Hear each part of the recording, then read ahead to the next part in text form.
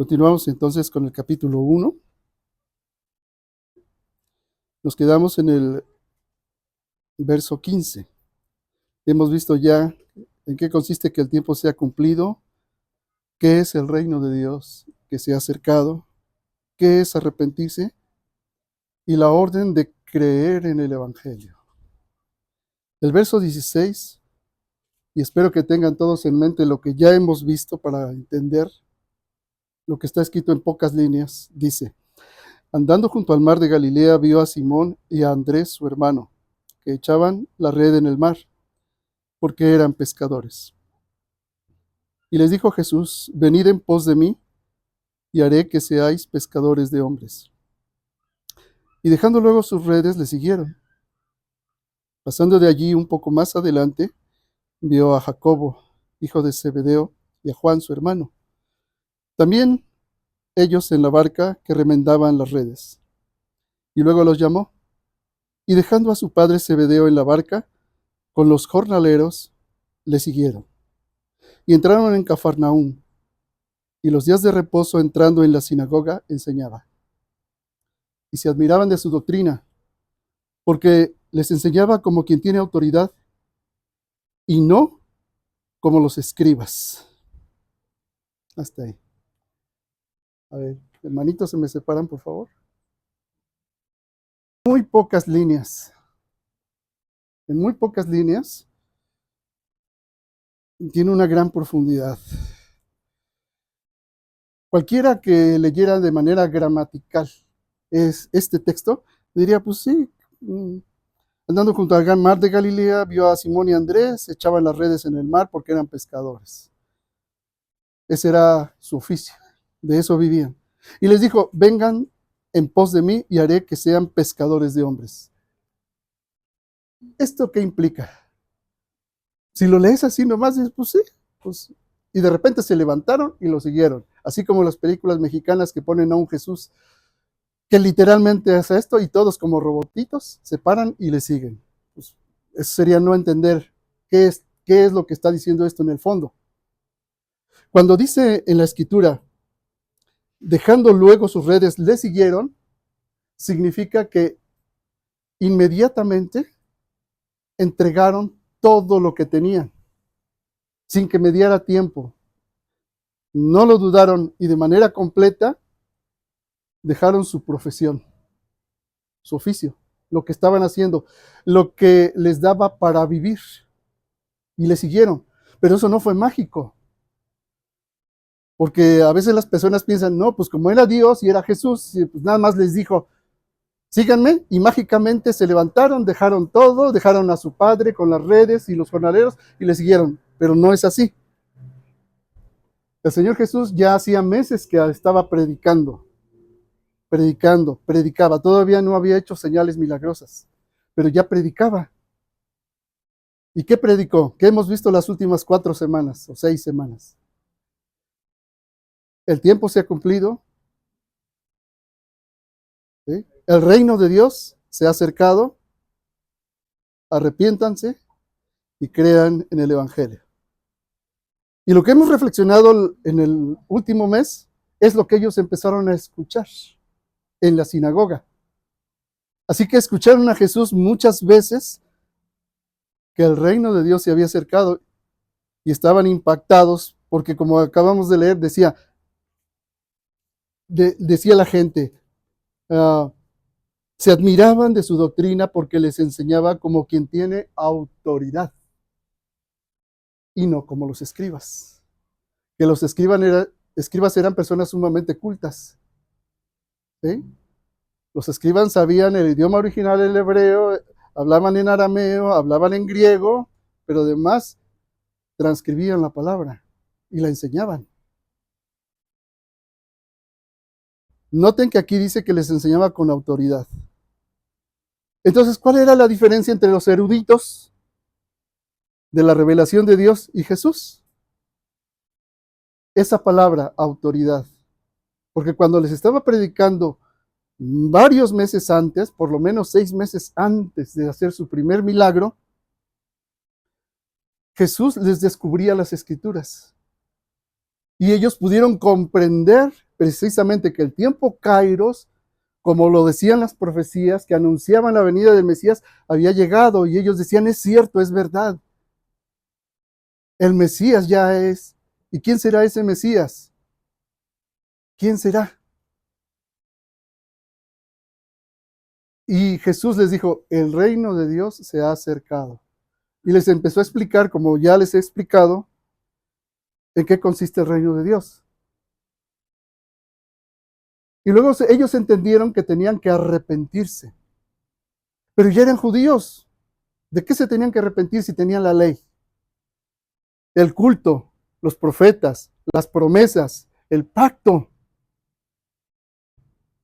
Y se admiraban porque Jesús les dijo, tienen que cambiar completamente su manera de pensar.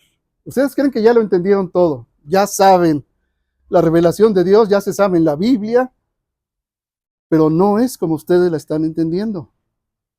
Tienen que arrepentirse.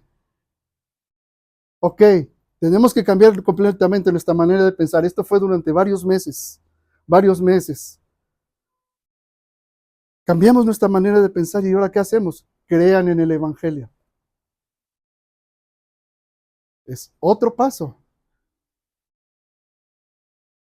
Cuando empezaron a creer, Jesús los llamó, empezó a llamar a sus discípulos. Y dice que vio a Jacobo y a Juan, su hermano, y ellos, dejando a su padre con los jornaleros, le siguieron y se admiraban de su doctrina. Ahora, ¿cuál es la aplicación actual? Ustedes han escuchado lo mismo. ¿En algún momento escuchaste que se acercó el reino de Dios? Llegó el tiempo para tu vida. ¿Entendiste que habías de cambiar tu manera de pensar y creerle a Dios? No solo creer en Dios, creerle a Dios en la persona de Jesús. Existe una decisión libre en función de lo que entendiste del reino de Dios. Hiciste una decisión libre y te alegraste. Y Dios te selló con el Espíritu Santo y tuviste vida nueva. Pero si somos muy francos, al pasar el tiempo, pasado ya el tiempo, los años, los meses, te has dado cuenta que aunque tenías cierto entendimiento de lo que significa que el tiempo ha llegado, que Dios se acercó a ti, que el reino está en ti, que tuviste que arrepentirte y creer en el Evangelio, no era exactamente como lo pensaste al principio. No era así. Han pasado los meses, los años, y te has dado cuenta que ha cambiado tu percepción y tu entendimiento. ¿Por qué? Porque has encontrado obstáculos para vivir en un arrepentimiento continuo y creer en el Evangelio. Y sin embargo, Jesús te eligió.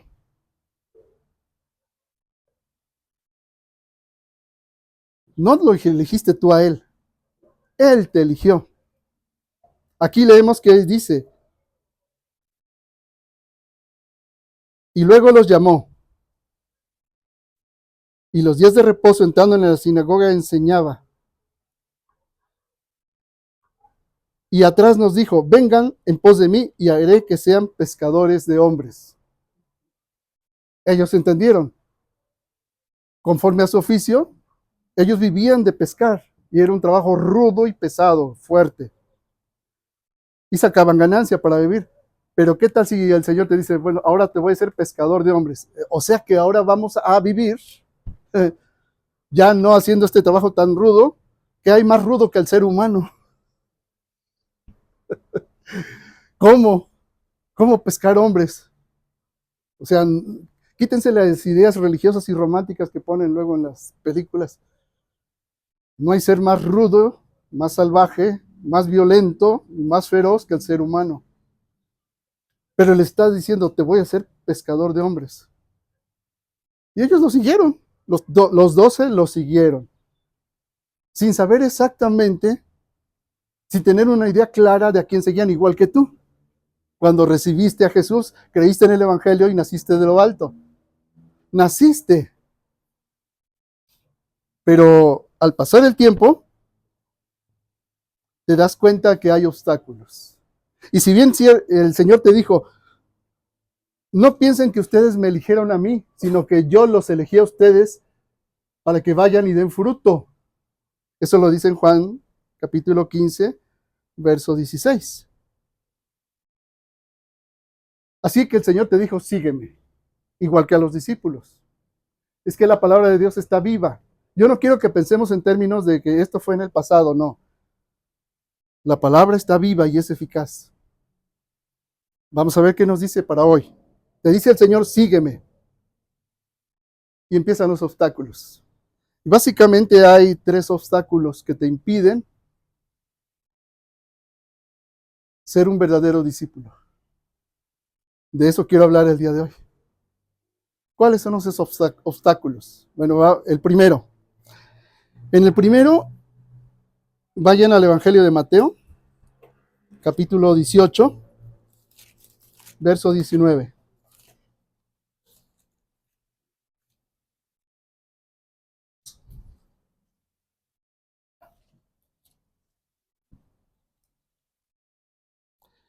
Perdón. ¿Saben qué? Ya no, como no veo muy bien, quiero que me busquen el texto donde dice, Señor, te seguiré a donde quiera que vayas. ¿Quién lo localiza rápidamente, por favor?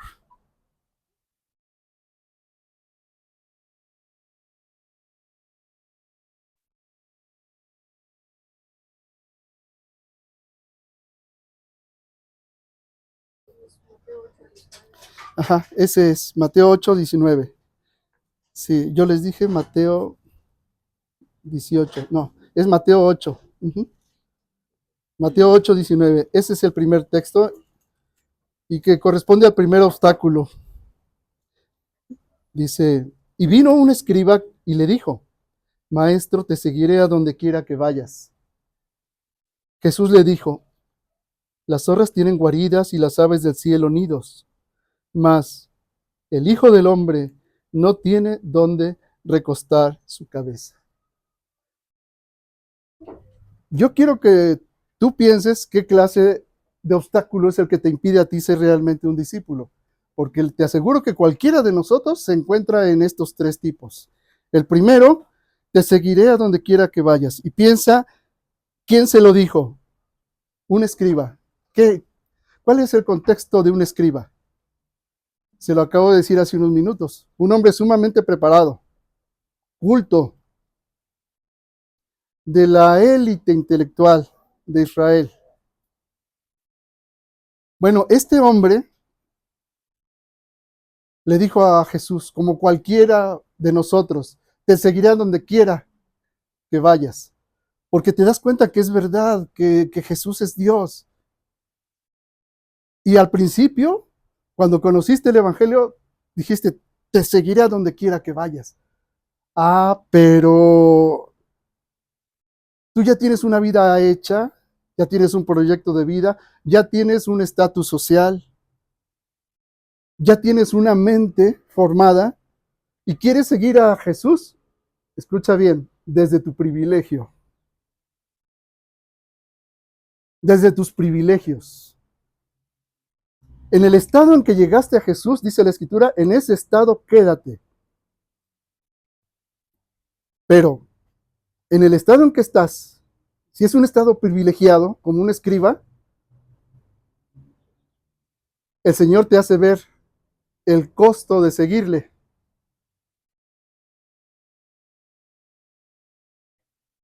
Muchos siguen al Señor Jesús queriéndolo desde sus privilegios, desde su vida privilegiada,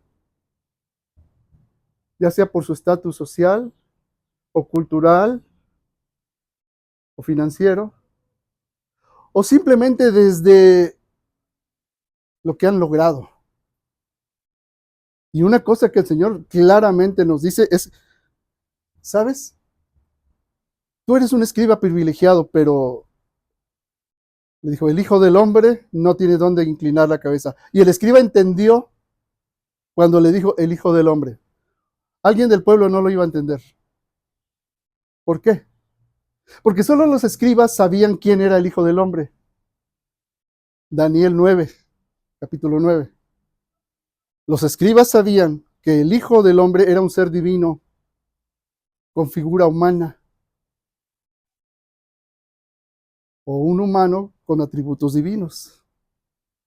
Tenían una noción de quién era el Hijo del Hombre, y el escriba dijo, ¿cómo? Si yo desde mi estatus privilegiado en Israel quiero seguirte, ahora, pero me estás cambiando la perspectiva y me estás diciendo que tú, siendo con atributos divinos, no tienes dónde reclinar la cabeza. Pues no eres Dios, entonces. Lo que el Señor Jesús está diciendo es que no puedes seguir a Jesús pensando que vas a mantener tu estatus privilegiado si así llegaste al Señor. No quiere decir que como ya estás en el privilegio, porque hay muchos cristianos que han nacido en el privilegio, así va a ser siempre. Sino lo primero que está diciendo es, no lo vas a hacer desde el privilegio. Porque yo siendo Dios, siendo el Hijo del Hombre, no tengo dónde reclinar la cabeza. Jesús se hizo pobre para hacernos ricos con su pobreza, siendo él rico. Y entonces aquí, este escriba se sacó de balance, fue desbalanceado completamente, porque muchas personas tienen esa idea. Vienen a Dios desde el privilegio de cierto estatus social elevado o cultural o de poder y piensan que así, qué padre y tener lo mejor de los dos mundos, pero Jesús te va a hacer ver que no es así. Vas a tenerte que despojar de tu privilegio. No que Dios te quite tu estatus social o tu riqueza o tu poder, no, sino que ese no sea tu base de apoyo. Porque esa no puedes, si tu cristianismo y tu discipulado se sustentan en eso que ya tenías antes de llegar a Jesús, te va a decir el Señor, vas a fracasar. No vas a poder ser discípulo. Y miren que eso que les estoy diciendo es todo lo contrario a la mayoría de las predicaciones que ustedes pueden ver de los predicadores famosos. No tiene nada que ver. El Hijo del Hombre, ese ser divino, no tiene dónde reclinar la cabeza. Es decir, que en este mundo y lo que haya de este mundo de privilegio no tiene nada que ver con seguir a Jesús. ¿Me estoy explicando? Tal vez alguno de nosotros aquí ha nacido así, tal vez, no estoy diciendo que sí, pero si es así, tú ya lo puedes entender y decírselo a aquel a quien conoces que sí ha estado en ese estatus de privilegio como el escriba. Y ese es un obstáculo, querer permanecer en ese estatus, porque seguramente casi nada, casi ninguna riqueza o poder antes de llegar a Jesús son adquiridos de manera honesta. No lo hay. Y si lo hay, de todos modos, no te puedes sustentar en él para ser discípulo de Jesús. ¿Me explico? Fue el primer obstáculo. Pero hay un segundo obstáculo también. Tú llegas al Señor Jesús y ok, no eres de la parte privilegiada de la sociedad. Pero creo que aquí estamos la mayoría. Y ese segundo obstáculo es este. En el verso 21 de ese mismo capítulo 8 dice, otro de sus discípulos le dijo, Señor, permíteme que vaya primero y entierre a mi padre. Jesús le dijo, sígueme, deja que los muertos entierren a sus muertos. Esto es tremendo. Aquí están la mayoría de cristianos. Y no importa la edad.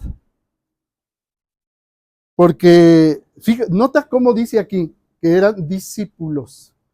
Otro de sus discípulos. O sea que no era un simpatizante de Jesús solamente. Era un discípulo. Seguramente el Señor le dijo, sígueme, igual que a ti, cuando creíste en la palabra del Evangelio. Pero empieza a pasar el tiempo, los años, y te das cuenta que Jesús le llama muertos, porque están espiritualmente muertos aquellos que no creen en Él y no le siguen. Y entonces tú le empiezas a poner condiciones a Dios. Aquí dice claramente, le dijo, Señor, permíteme que vaya primero y entierre a mi padre. Es decir, yo reconozco que tú eres Dios, pero ¿sabes qué, Señor? Tengo cosas importantes que hacer. Permíteme que primero logre los objetivos de mi vida y mi proyecto de vida. Escuchen bien con lo que les estoy diciendo.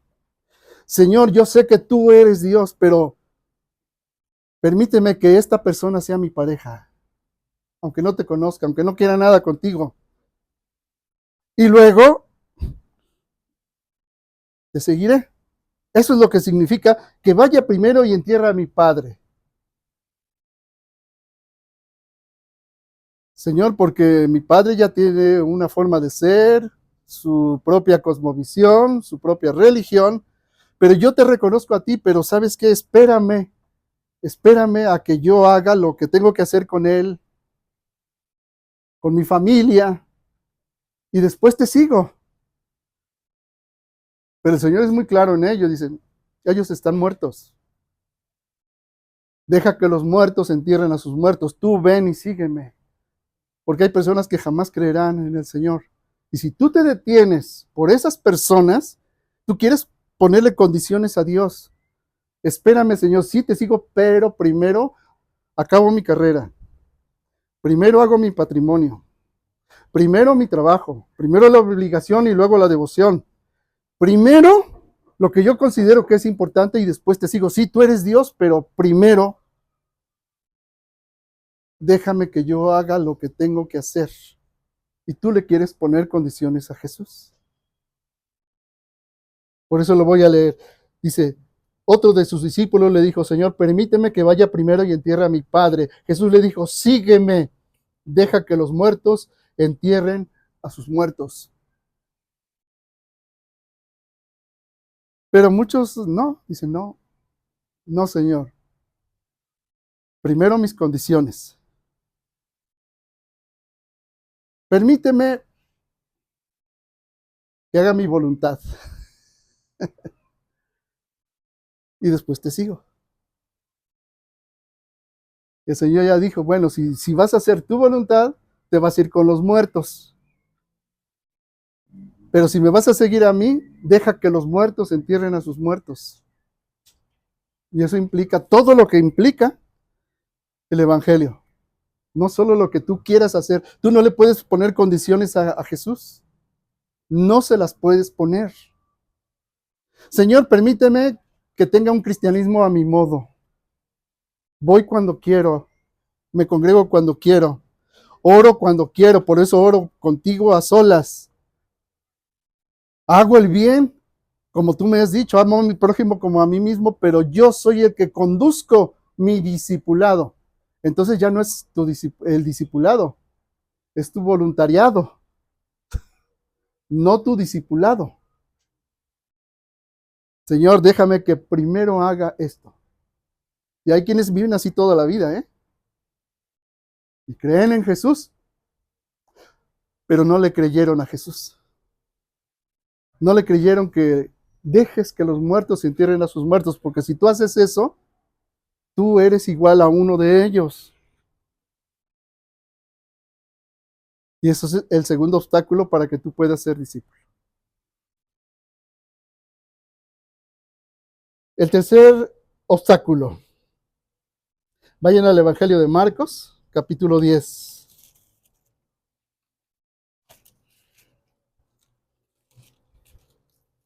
Es un tercer obstáculo. Verso 17 al 22.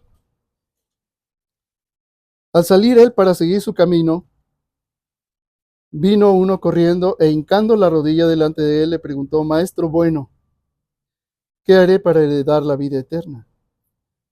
Jesús le dijo: ¿Por qué me llamas bueno? Ninguno hay bueno sino solo uno, Dios.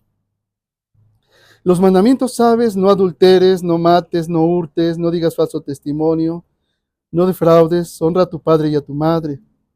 Él entonces respondiendo le dijo: Maestro, todo esto lo he guardado desde mi juventud. Entonces Jesús mirándole le amó y le dijo: una cosa te falta, anda, vende todo lo que tienes y dalo a los pobres y tendrás tesoro en el cielo. Y sígueme, tomando tu cruz.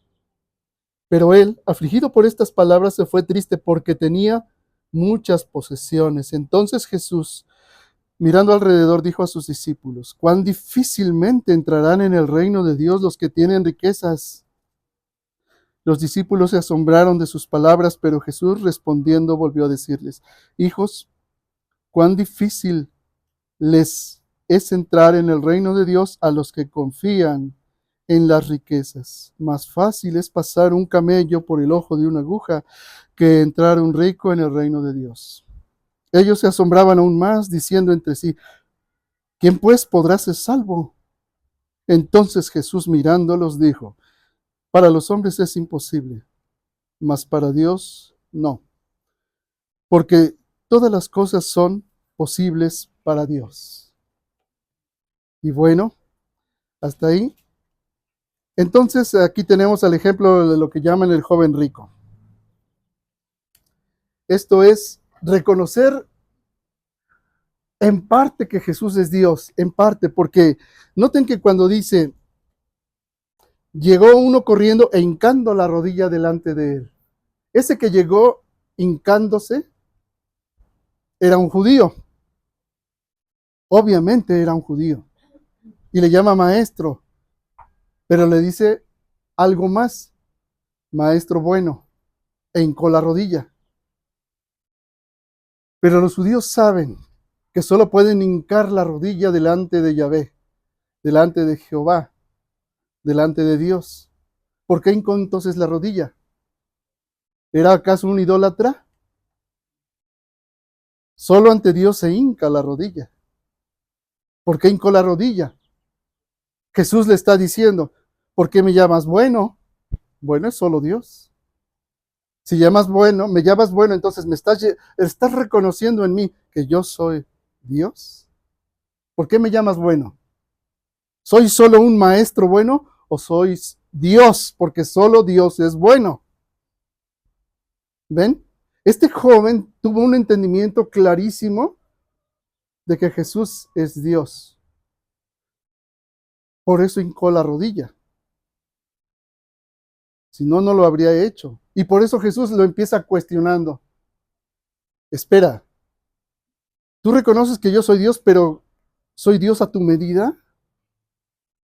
¿O soy un maestro o soy Dios? No soy un maestro bueno. O soy Dios porque solo Dios es bueno, o soy solo un maestro. Pero tú hincas la rodilla.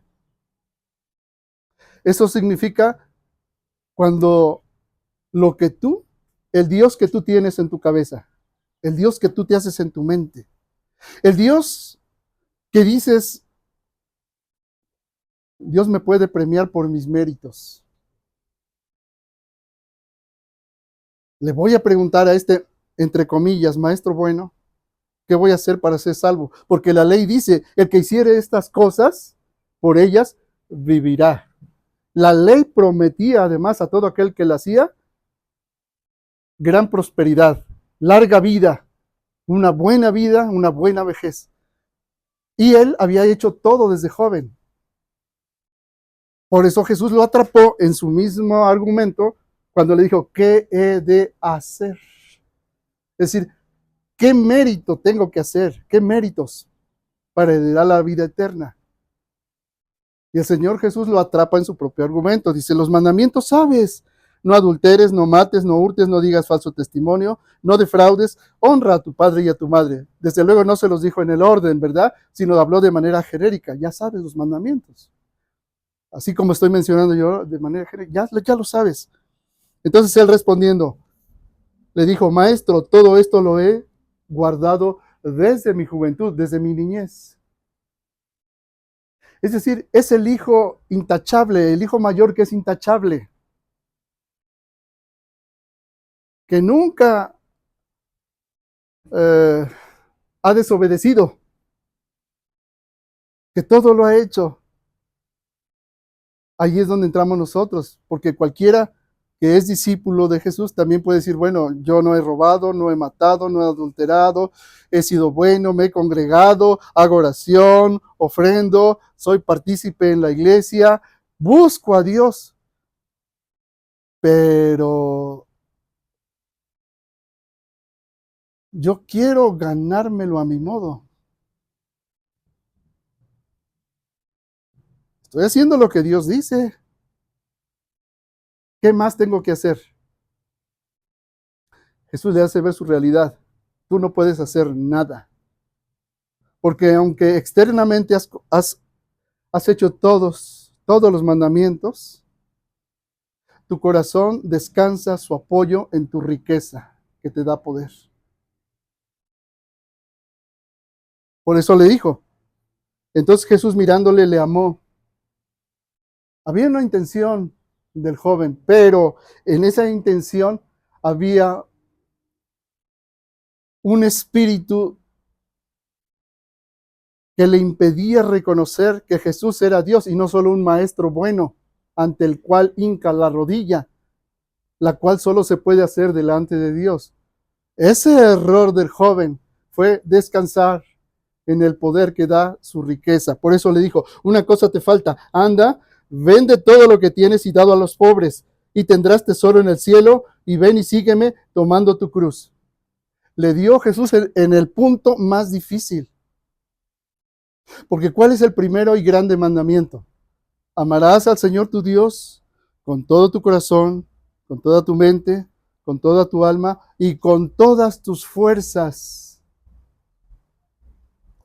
¿Y a dónde estaba el corazón, la mente, el alma y las fuerzas de este joven? En sí mismo, en sus méritos, en lo que él podía hacer. Pero no amaba a Dios con todo el corazón, con toda su mente, ni con todas sus fuerzas. Y ahí es donde el Señor Jesús le señaló. Primero le dijo, ya sabes los mandamientos, todos los he cumplido. Ah, sí. Y le hace ver el primer mandamiento, el más grande de todos. Y el joven falló en el más grande, en el primero. ¿Dónde están tu corazón? O te pregunto a ti, tu corazón, tu mente, tus fuerzas. ¿En dónde están? Porque tú puedes decir, yo todo lo he cumplido. Voy a la congregación, nací de nuevo, hago oración, leo mi Biblia, me congrego.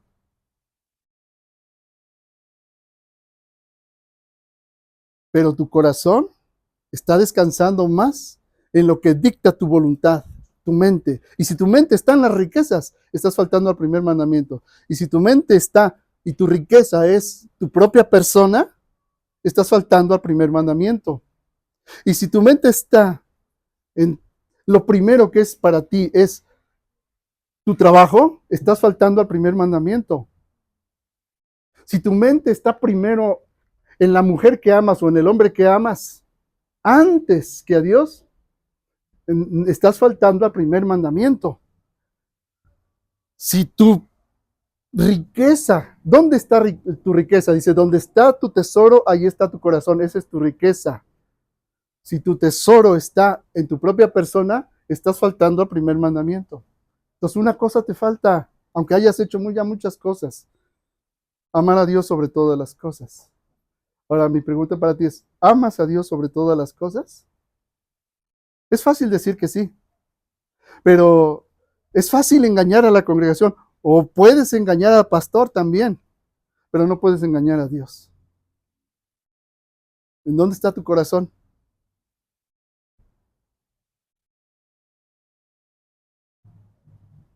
No puedes tener méritos delante de Dios. Aunque tengas 10 en todo,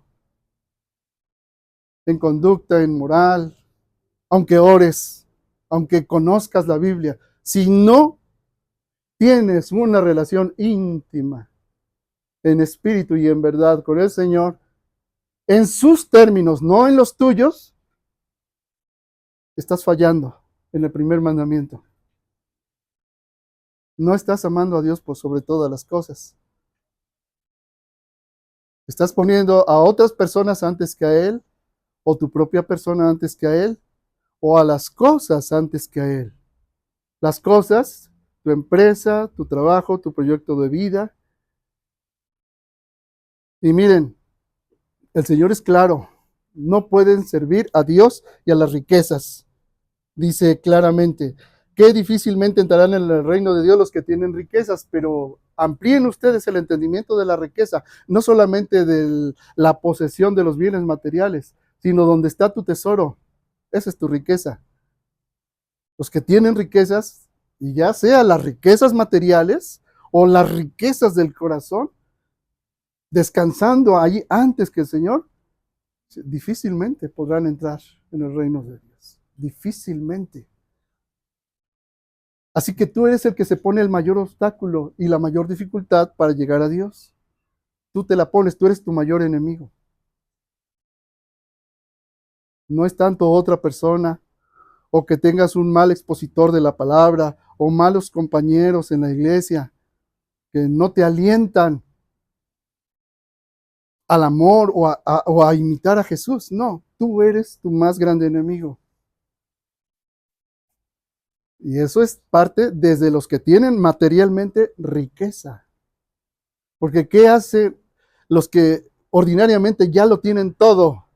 Que nacieron desde el privilegio y la riqueza. No quieren renunciar a ello. No les hablo por hablar, hermanos. Yo conozco personas que lo tienen todo, absolutamente todo, y que viajan por el mundo. No se los platico porque, pues, ¿para qué? Pero conozco personas que literalmente viajan, se la pasan viajando por el mundo y tienen todo. Son cristianos. Pero ¿dónde está el corazón? Cuando alguien no lo tiene todo, por lo regular su corazón está allí en las riquezas, en alcanzar, en llegar a ser, a tener, a parecer o al poder. Qué difícilmente entrarán en el reino de Dios aquellos cuya riqueza descansa en ese deseo, en ese anhelo. Por supuesto que es también muy difícil para los que materialmente las tienen. Es difícil, pero el Señor mismo lo dijo. Se asombraban aún más diciendo, ¿quién pues puede ser salvo? Entonces Jesús mirándolos les dijo, para los hombres es imposible, mas para Dios no, porque todas las cosas son posibles para Dios. ¿Dónde estás tú?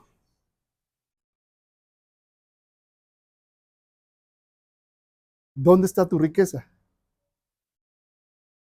Porque si bien es cierto, ninguno de nosotros pudiera decir, no, pues yo soy poderoso, rico. Sí tienes una riqueza donde está tu corazón. Es difícil que entres en el reino de Dios si tu corazón apunta a una riqueza que no es. Amar a Dios sobre todas las cosas, con toda tu mente, con toda tu alma, con todas tus fuerzas. Piensa en cómo adoras a Dios cuando adoras a Dios. Lo haces con todo tu ser, porque adorar es, recuerden, viene de la palabra proscuneo, que significa literalmente postrarte en el piso y besar los pies. Indica una acción física que acompaña el alma y acompaña el espíritu. Tu cuerpo, que es templo del Espíritu de Dios, está siendo atendido al servicio de Dios como es digno de Él o no. Tu alma Es decir, tu mente está llevando todo pensamiento a la obediencia de Cristo. Todo pensamiento, no algunos ni la mayoría. Todo, sí o no. Tu espíritu adora en verdad o no.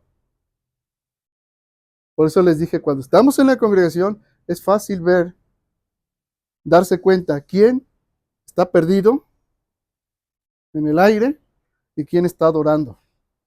Porque se ve desde su actitud corporal.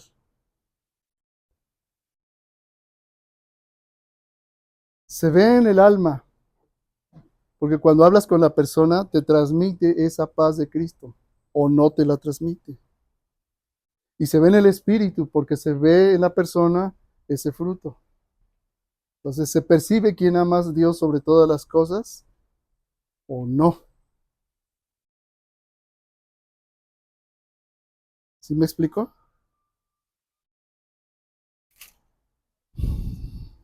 Entonces, cuando te das cuenta de esto que te acabo de decir, ¿qué es lo que sucede? Desde entonces, muchos discípulos se vuelven atrás y ya no lo siguen. Y yo he visto muchos en la congregación así. Desde entonces, cuando comprendieron con claridad en qué consiste arrepentirse, creer en el Evangelio y entender que el reino de Dios se ha acercado, muchos se vuelven atrás. Y muchos se han vuelto para atrás. Vivimos exactamente lo mismo que vivieron los discípulos. Fíjense, vayan al Evangelio de Juan, capítulo 6.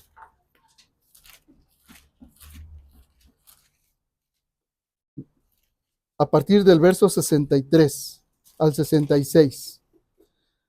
Y esta es la condición de muchos. Aquí habla el Señor Jesús y dice, el Espíritu es el que da vida, la carne para nada aprovecha. Las palabras que yo os he hablado son espíritu y son vida, pero hay algunos de ustedes que no creen.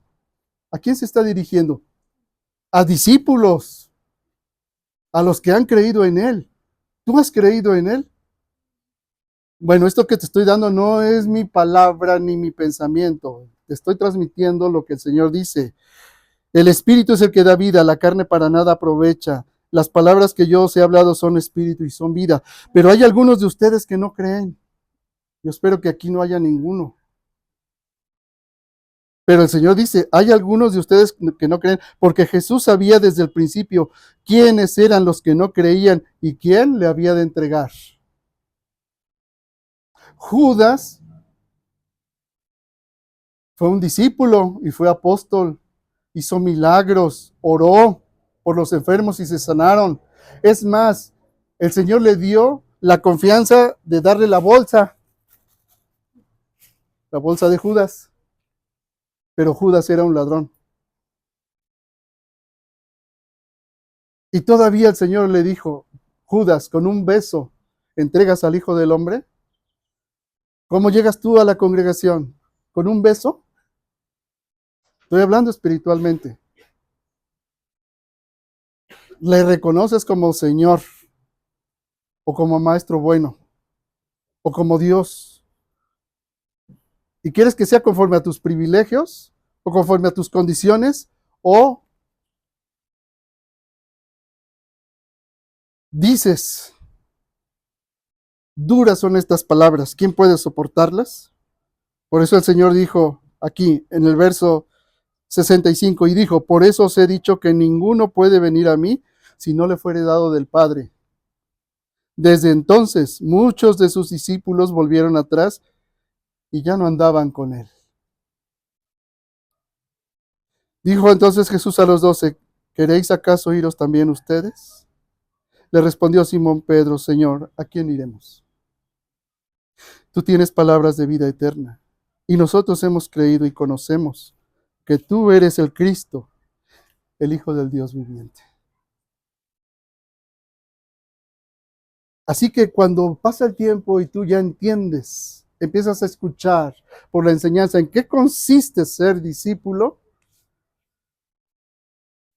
Pues desde entonces muchos volvieron atrás, porque querían seguir a Jesús conforme a sus privilegios o conforme a sus condiciones. Pero el Señor Jesús dijo, no, solo una cosa te falta. Ve y vende todo lo que tienes y dalo a los pobres. Después ven y sígueme tomando tu cruz cada día. Y desde entonces muchos ya lo dejaron de seguir. Así ha pasado en esta congregación. Es más, así sucede todavía. Y por eso se va a rebajar el mensaje del Evangelio, o yo voy a rebajar la palabra para que te sientas bien. No lo voy a hacer. Porque como les dije hace muchos años, no estamos jugando a la iglesia. Esto es un asunto de vida o muerte real. Real. ¿Has dejado todo por seguir a Jesús? O dices, no, Señor, pues espérate, primero deja que y después te sigo.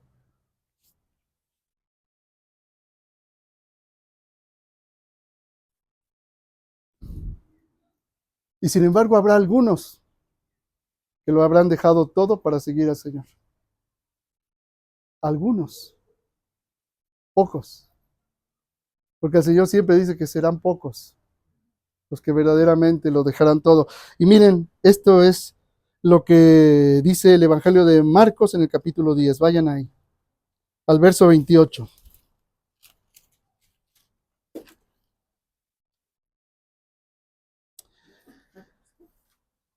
Entonces, Marcos capítulo 10, verso 28, dice, entonces Pedro comenzó a decirle, he aquí, nosotros lo hemos dejado todo y te hemos seguido. Respondió Jesús y dijo, de cierto os digo, que no hay ninguno que haya dejado casa, o hermanos, o hermanas, o padre, o madre, o mujer, o hijos, o tierras, por causa de mí, del Evangelio, que no reciba 100 veces más ahora en este tiempo, casas, hermanos, hermanas, madres, hijos y tierras, con persecuciones, y en el siglo venidero, la vida eterna.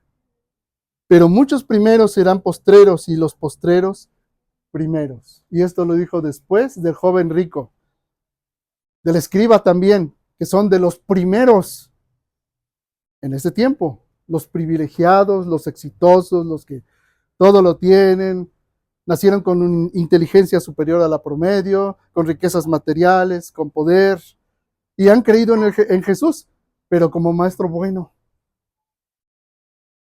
O como Señor, pero le dicen, sí, Señor, pero primero déjame hacer esto. Esos van a ser postreros. Pero hay otros que lo han dejado todo o que lo hemos dejado todo. ¿Qué tendremos? 100 veces más en este tiempo en casas, hermanos, padres, hijos. Ah, junto con persecuciones, porque todo aquel que quiera servir realmente, seguir a Jesús, padecerá persecución. Y en el siglo venidero la vida eterna. ¿Tú lo crees? ¿Quién podrá salvarse? Dura es esta palabra. ¿Quién? Para los hombres es imposible, mas para Dios todo es posible y siempre habrá un remanente. Generación tras generación siempre ha habido un remanente y ha habido un relevo generacional, porque Dios ha seguido derramando de su espíritu y Dios lo seguirá derramando generación tras generación. Y aunque nosotros vivamos como desconocidos, somos bien conocidos. Aunque como pobres, estamos enriqueciendo a muchos. Aunque no tengamos nada, lo poseemos todo. Aunque parezcamos abandonados, no lo estamos. Aunque parezcamos entristecidos, estamos siempre gozosos.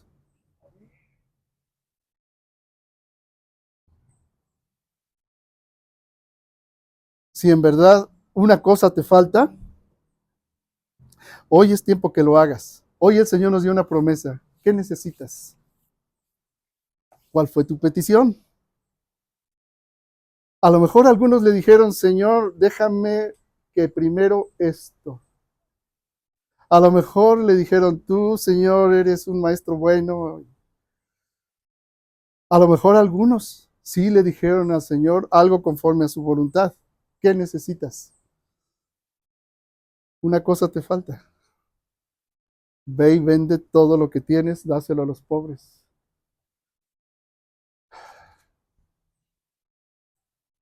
Y tú ven y sígueme tomando tu cruz cada día. ¿Qué le pediste al Señor hoy? Porque el Señor te lo va a dar. Hoy el Señor dio una palabra profética y el que la tomó y la entendió, la recibió. Pero ¿dónde está tu corazón? ¿Qué es lo que te falta? El Señor dijo, ¿qué necesitas? ¿Qué le pediste hoy a Dios? Bueno, pues recuerden que el Señor nos dijo, no me han elegido ustedes a mí, soy yo quien los eligió a ustedes. No amamos a Dios primero, Él nos amó primero y nos puso para dar fruto.